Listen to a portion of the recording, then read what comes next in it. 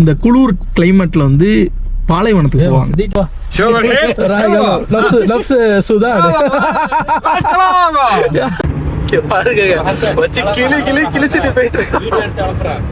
Saudi அரேபியாவோட போற road இதுதான். இதுல நம்ம ஸ்ட்ரைட்டா போனோம் அப்படின்னா சவுதி ரோடு.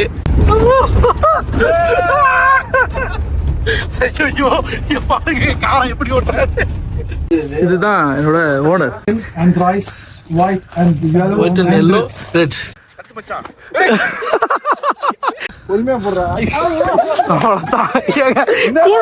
கூட எங்க இருக்கு? பத்திரம் எடுக்க மாட்டேங்குச்சா?